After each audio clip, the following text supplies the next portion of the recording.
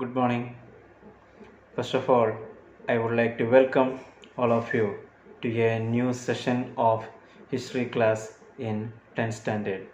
We were discussing about the exploitation of British government and the resistance of Indian army, Indian people against these exploitations.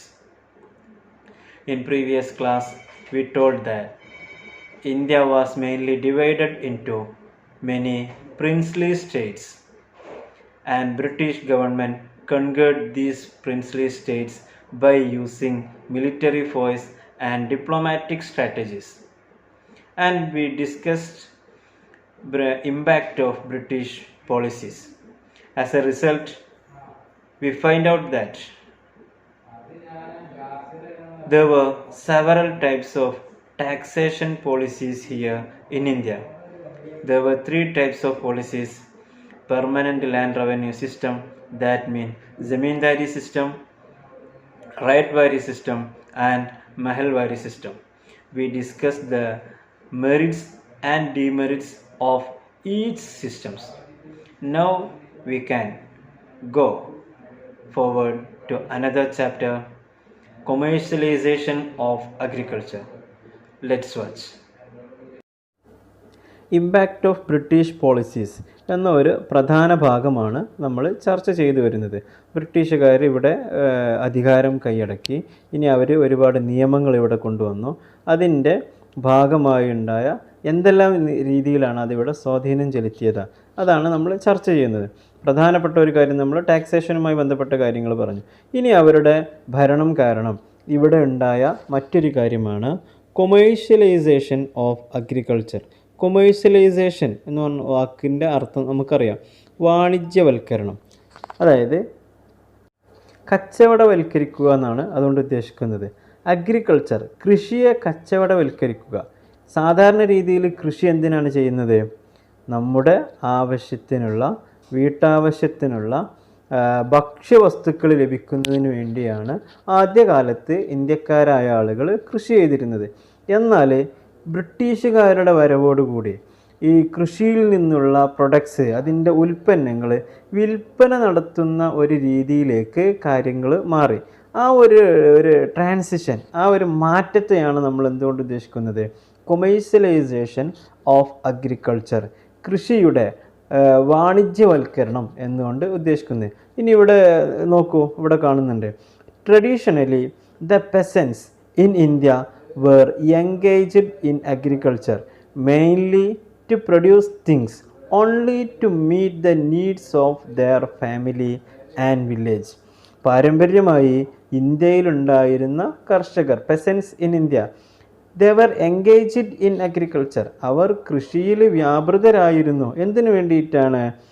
to produce to meet the needs of their family and village, അവരുടെ കുടുംബത്തിൻ്റെ, അവരുടെ ഗ്രാമത്തിൻ്റെ ആവശ്യങ്ങൾ നിറവേറ്റുന്നതിന് വേണ്ടി, അവരുടെ ഭക്ഷ്യ ആവശ്യം നിറവേറ്റുന്നതിന് വേണ്ടി മാത്രമാണ് ഇവർ ഇത് ചെയ്തിരുന്നത്. അതിനു വേണ്ടി മാത്രമാണ് അവർ കൃഷി ചെയ്തിരുന്നത്.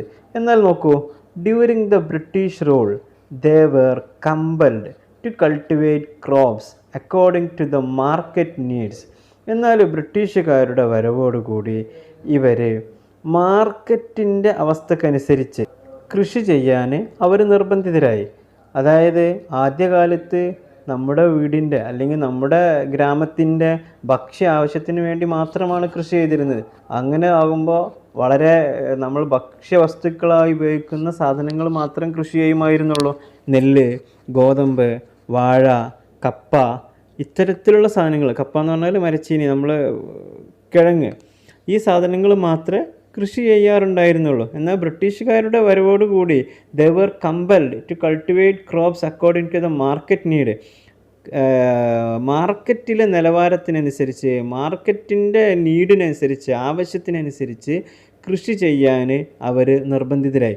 മാർക്കറ്റിൽ ഭക്ഷ്യയോഗ്യമല്ലാത്ത മറ്റു വസ്തുക്കളും കൃഷി വിറ്റഴിക്കപ്പെടുന്നുണ്ടാവും. അപ്പോൾ മാർക്കറ്റിൽ ഏത് സാധനത്തിനാണോ ഡിമാൻഡ് അതിനനുസരിച്ചുള്ള കൃഷി ഉൽപ്പാദിപ്പിക്കാൻ, കൃഷി ചെയ്യാൻ അവർ നിർബന്ധിതരായി.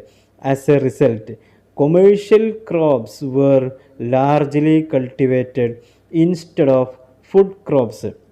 ഭക്ഷ്യവസ്തുക്കളേക്കാൾ കൂടുതൽ, ഭക്ഷ്യവസ്തുക്കൾക്ക് പകരം കൊമേഴ്ഷ്യൽ ക്രോപ്സ്, നാണ്യവിളകൾ എന്ന് പറയും. അതായത് ഇപ്പോൾ എണ്ണ ഉൽപ്പാദിപ്പിക്കുന്ന സാധനങ്ങൾ, അതേപോലെ തന്നെ ആദ്യകാലത്ത് നമ്മുടെ ഡ്രസ്സുകളിലൊക്കെ നിറം കൊടുക്കാൻ ഉപയോഗിച്ചിരുന്നതൊക്കെ ഓരോ മരത്തിൻ്റെ ഉൽപ്പന്നങ്ങളായിരുന്നു.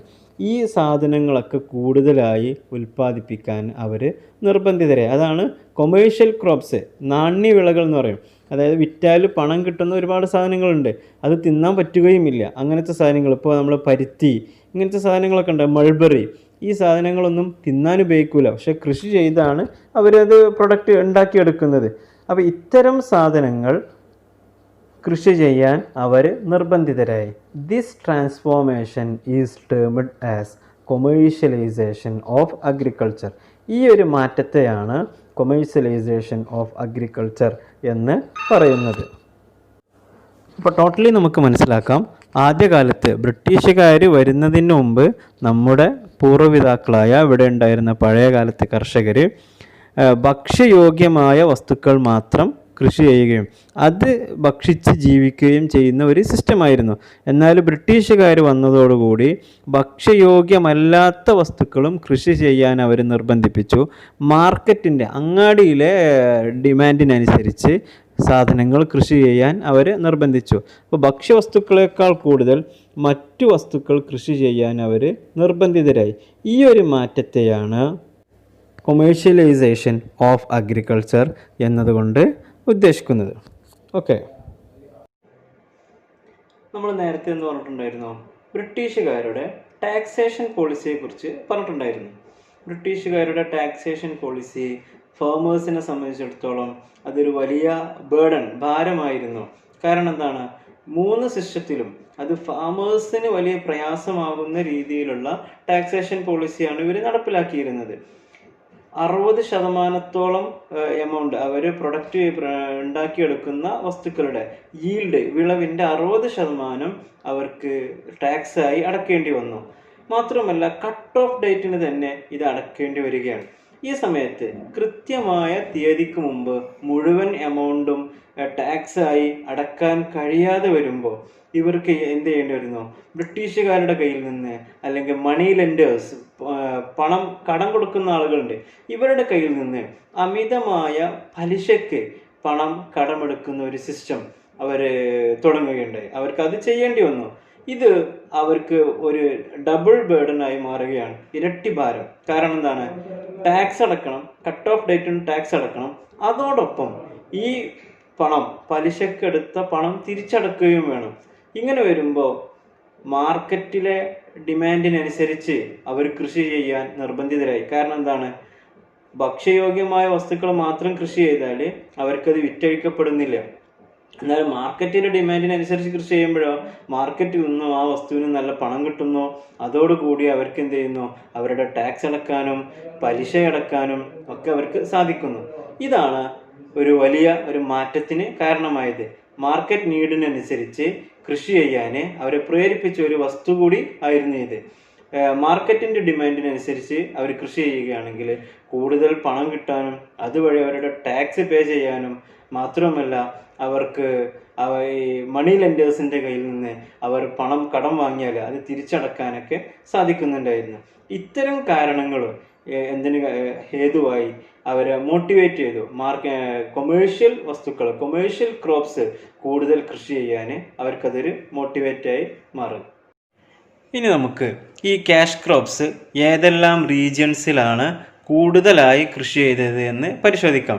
എല്ലാ സ്ഥലത്തും ഈ ഇത്തരത്തിലുള്ള ക്യാഷ് ക്രോപ്സ് അല്ല കൃഷി ചെയ്തിട്ടുണ്ടായിരുന്നത്, ഭക്ഷ്യവസ്തുക്കളും കൃഷി ചെയ്തിട്ടുണ്ടായിരുന്നു. എന്നാൽ ചില സ്ഥലങ്ങളിൽ ക്യാഷ് ക്രോപ്സ് കൂടുതലായി കൃഷി ചെയ്തിട്ടുണ്ട്. കേരളത്തിൽ തേയില കൃഷി ചെയ്തതുപോലെ കേരളത്തിൽ തേയില കൃഷി വളരെ കൂടുതലായി നമുക്ക് കാണാൻ സാധിക്കും. മൂന്നാർ പ്രവിശ്യകളിൽ പോയാൽ, വയനാട് പ്രദേശങ്ങളിൽ ചെന്നാലൊക്കെ നമുക്ക് തേയില കൃഷി നന്നായി കാണാൻ സാധിക്കുന്നുണ്ട്. അത് ഇത്തരം ഒരു ട്രാൻസ്ഫോർമേഷൻ്റെ ഭാഗമായി ഉണ്ടായി വന്നതാണ്. അതുപോലെ തന്നെ പരുത്തി കൃഷി ഇന്ത്യയിൽ കൂടുതൽ വന്നത് ബ്രിട്ടീഷുകാരുടെ കാലത്താണ്. ഇൻഡിഗോ കൾട്ടിവേഷൻ, ഇൻഡിഗോ എന്ന് പറഞ്ഞാൽ എന്താണ്, നമ്മുടെ ഈ തുണിയിലൊക്കെ നിറം കൊടുക്കാൻ ഉപയോഗിക്കുന്ന ഒരു വസ്തു. ആദ്യകാലത്തൊന്നും ഇത്തരത്തിലുള്ള ആർട്ടിഫിഷ്യൽ കളേഴ്സ് ഉണ്ടായിരുന്നില്ല. അന്ന് കളർ തുണിയിലൊക്കെ നിറം കൊടുക്കാൻ വേണ്ടി ഉപയോഗിക്കുന്ന ഒരു വസ്തുവായിരുന്നു. ഇത് കൃഷി ചെയ്യാൻ തുടങ്ങിയത് ബ്രിട്ടീഷുകാരുടെ കാലത്താണ്. അപ്പോൾ ഇത്തരത്തിലുള്ള സാധനങ്ങൾ എവിടെയൊക്കെയാണ്, ഏതെല്ലാം പ്രദേശങ്ങളിലാണ് ഇത് കൃഷി ചെയ്തിരുന്നത് എന്ന് നമുക്ക് പരിശോധിക്കാം. ഈ ടേബിൾ നോക്കൂ. ഒരു ഭാഗത്ത് ക്രോപ്സ് കാണുന്നുണ്ട്. ഇൻഡിഗോ നമ്മൾ നേരത്തെ പറഞ്ഞു, നീലം, അതായത് ഡ്രസ്സിലൊക്കെ കളറിന് വേണ്ടിയിട്ട് ഉപയോഗിച്ചിരുന്ന വസ്തുവാണ്. ബംഗാൾ, ബീഹാർ. കോട്ടൺ എവിടെയാണ്? മഹാരാഷ്ട്ര, പഞ്ചാബ്. ഷുഗർ കെയിൻ, പഞ്ചസാര, കരിമ്പ് കൃഷി Uttar Pradesh. Tea Assam, Kerala. Jute, jute എന്ന് പറഞ്ഞാൽ ചണം, നമ്മൾ ഈ ചാക്ക് പോലെയുള്ള സാധനങ്ങളൊക്കെ ഉണ്ടാക്കാൻ ഉപയോഗിക്കുന്ന ഒരു മെറ്റീരിയൽ. അതേപോലെ നിലവിൽ നമ്മൾ മോഡേൺ സോഫകളൊക്കെ വരുന്നുണ്ട്. ഈ സോഫയുടെ മുകളിൽ ഉപയോഗിക്കുന്ന മെറ്റീരിയൽ എന്താണ്? ജൂട്ടാണ്. ഈ ജൂട്ട് അതിനു വേണ്ടി ഉപയോഗിക്കുന്ന ഈ മെറ്റീരിയൽ ഇതുപോലെ കൃഷി ചെയ്തുണ്ടാക്കുന്ന ഒരു വസ്തുവാണ്. ഇത് കൃഷി ചെയ്തിരുന്നത് എവിടെയാണ്? ബംഗാളിൽ. വീറ്റ് ശരിക്കും ഒരു ഫുഡ് ക്രോപ്സ് ആണ്. പക്ഷേ ഈ ടെക്സ്റ്റ് പുസ്തകത്തിൽ അങ്ങനെ വന്നിട്ടുണ്ട്. എന്തായാലും വീറ്റ് കൂടുതൽ ഉപയോഗിച്ചിരുന്നത് പഞ്ചാബിലാണ്. എനിവേ നമുക്ക് എന്ത് മനസ്സിലാക്കാം? ഇത്തരത്തിലുള്ള വ്യത്യസ്ത പ്രദേശങ്ങളിലാണ് ഈ ക്രോപ്സ് കൃഷി ചെയ്തിരുന്നത്. അപ്പോൾ കാർഷിക വൃത്തി വാണിജ്യവൽക്കരിക്കപ്പെട്ടതോടുകൂടി, അഗ്രികൾച്ചർ കൊമേഴ്ഷ്യലൈസ് ചെയ്യപ്പെട്ടതോടുകൂടി കൃഷിയുടെ സ്വഭാവത്തിൽ മാറ്റം വന്നു.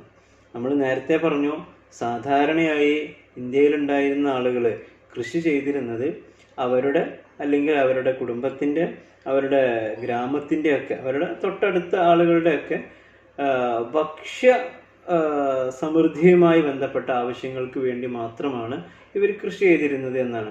എന്നാൽ കൊമേഴ്സ്യലൈസേഷൻ വന്നതോടുകൂടി ഭക്ഷ്യവസ്തുക്കൾ മാത്രം കൃഷി ചെയ്യാതെ മറ്റു കാര്യങ്ങളിലേക്ക് കൂടി ഇവർ ശ്രദ്ധ കാണിക്കാൻ തുടങ്ങി. ഇതുമായി ബന്ധപ്പെട്ട് ഒരുപാട് പുതിയ പ്രശ്നങ്ങൾ ഉടലെടുക്കാൻ തുടങ്ങി. അതായത് ഇന്ത്യയിൽ കൊമേഴ്സ്യലൈസേഷൻ ഓഫ് അഗ്രികൾച്ചർ, ഇതിൻ്റെ ഭാഗമായി ഉണ്ടായ വലിയൊരു പ്രശ്നമായിരുന്നു ഇൻഡിഗോ റിവോൾട്ട്. നമ്മൾ നേരത്തെ പറഞ്ഞു ഇൻഡിഗോ, അതായത് വസ്ത്രത്തിലും മുടിയിലൊക്കെ കളർ കൊടുക്കാൻ വേണ്ടി ഉപയോഗിക്കുന്ന ഒരു വസ്തു, ഒരു കൃഷി ഉൽപ്പന്നം, കാർഷികോൽപ്പന്നം. ഈ സാധനത്തിന് ആദ്യകാലത്തിൽ, ബ്രിട്ടീഷുകാരുടെ ഭരണത്തിൻ്റെ ആദ്യകാലത്തിൽ ഈ ഇന്ത്യയിൽ വലിയ ഡിമാൻഡ് ഉണ്ടാവാൻ തുടങ്ങി. കാരണം ഇന്ത്യയുടെ മണ്ണ്, ഇന്ത്യയുടെ സോയിൽ കൃഷിക്ക് അനുയോജ്യമായ മണ്ണാണ്. അത് ഈ ഇൻഡിഗോ കൾട്ടിവേഷന് ഏറ്റവും അനുയോജ്യമായ മണ്ണായിരുന്നു. അതുകൊണ്ട് തന്നെ ആളുകൾക്ക് അഡ്വാൻസായി പണം നൽകിക്കൊണ്ട് ബ്രിട്ടീഷുകാർ ഇൻഡിഗോ കൾട്ടിവേഷനിൽ കൂടുതൽ ശ്രദ്ധ കൊടുക്കാൻ തുടങ്ങി. അതുകൊണ്ട് തന്നെ കൂടുതലായി പണം ആവശ്യമുള്ള കർഷകർ, മറ്റു പല പ്രശ്നങ്ങളുണ്ടാവാം. ടാക്സ് അടക്കേണ്ടി വരുന്നു, പലിശയ്ക്ക് പൈസ കൊടുക്കേണ്ടി വരുന്നു, പലിശ അടക്കേണ്ടി വരുന്നു.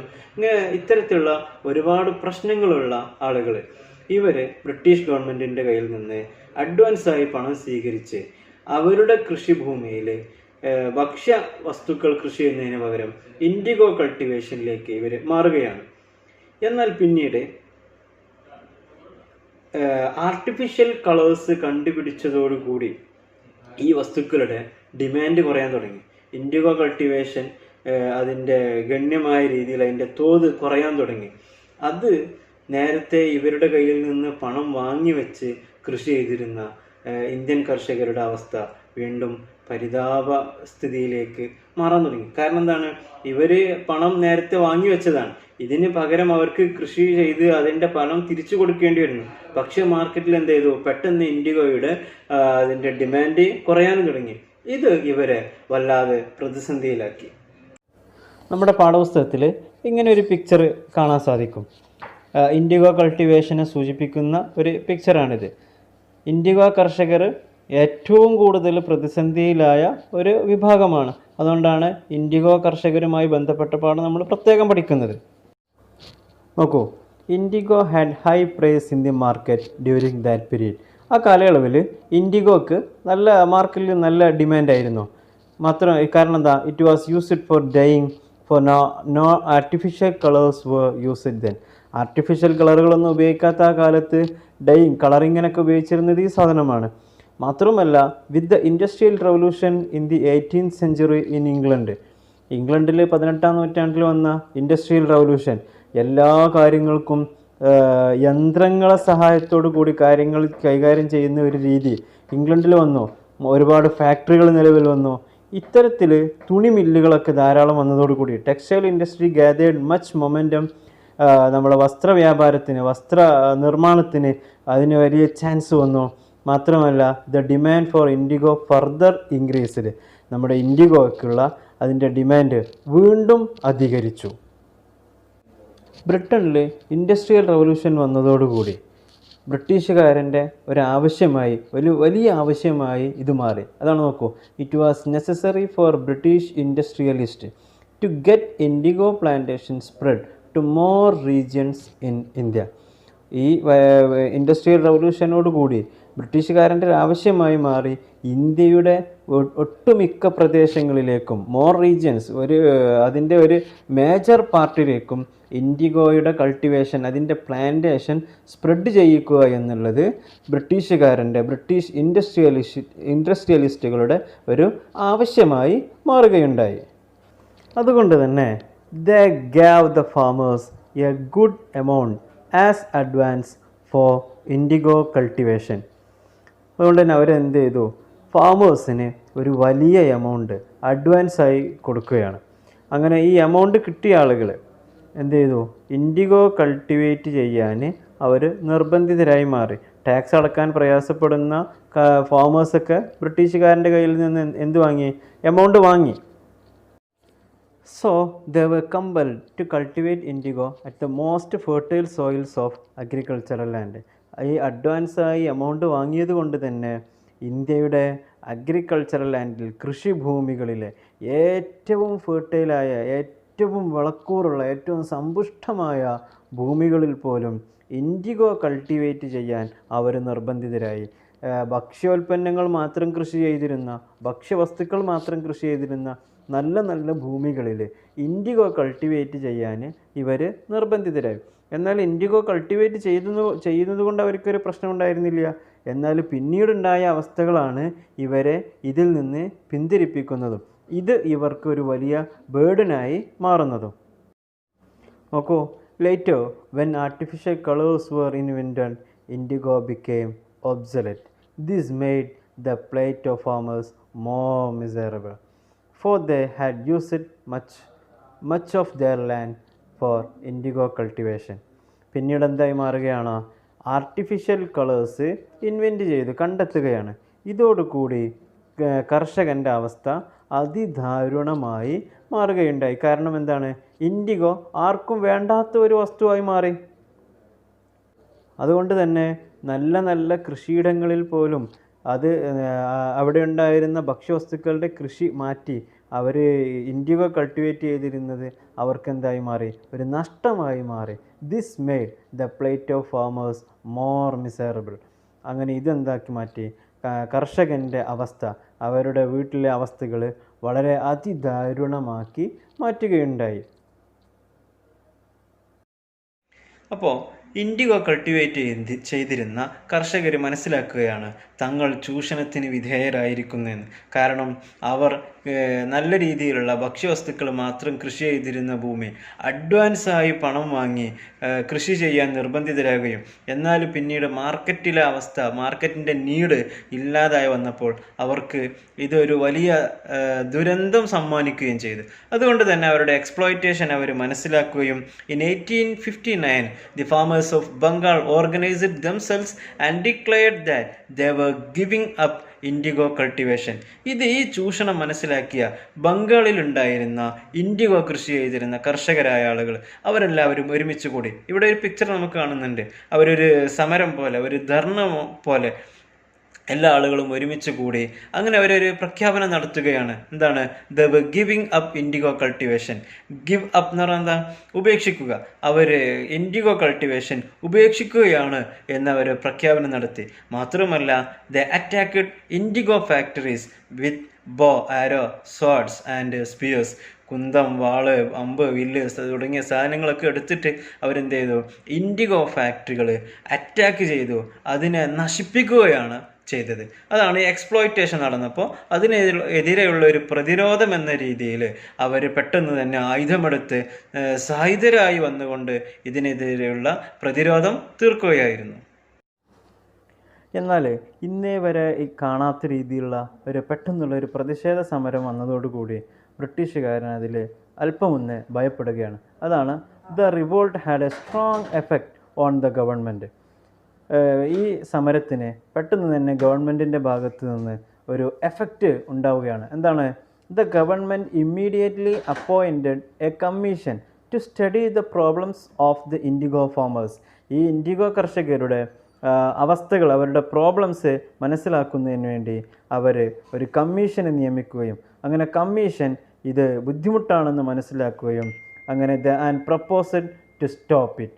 അതോടുകൂടി ഇൻഡിഗോ കൾട്ടിവേഷൻ നിർത്തിവെക്കാനാണ് അവർ നിർദ്ദേശിച്ചത്. The commission found that the indigo farming was uneconomic. ഇൻഡിഗോയുടെ ഈ കൾട്ടിവേഷൻ ഇത് ഒരു സാമ്പത്തികമായി അത്ര ഭദ്രമല്ലാത്തതാണെന്ന് അവർ മനസ്സിലാക്കി, കണ്ടെത്തി. And proposed to stop it. അങ്ങനെ ഇത് നിർത്തലാക്കണം എന്ന് അവർ പ്രപ്പോസ് ചെയ്തു. അപ്പോൾ പെട്ടെന്നുണ്ടായ നമ്മുടെ ഇന്ത്യക്കാരുടെ ഭാഗത്തുനിന്ന്, ഇന്ത്യൻ കർഷകരുടെ ഭാഗത്തുനിന്നുണ്ടായ ഒരു പ്രതിഷേധ സമരം അവർ വളരെ ഗൗരവമായി മനസ്സിലാക്കുകയും അതിനെക്കുറിച്ച് പഠിക്കുന്നതിന് വേണ്ടി ഒരു പ്രത്യേക കമ്മീഷൻ അവർ നിയമിക്കുകയും അങ്ങനെ ആ കമ്മീഷൻ ഇത് ലാഭകരമല്ല എന്ന് മനസ്സിലാക്കിയതോടുകൂടി ഈ ഒരു കൾട്ടിവേഷൻ, ഇൻഡിഗോ കൾട്ടിവേഷൻ നിർത്തിവെക്കാൻ നിർദ്ദേശം നൽകുകയും ചെയ്തു. ഓക്കെ, അപ്പോൾ ഇന്നത്തെ ക്ലാസ് മനസ്സിലായിട്ടുണ്ടാവുമെന്ന് വിചാരിക്കുകയാണ്. We can conclude today's class here. Before closing, we can recall the major points once again.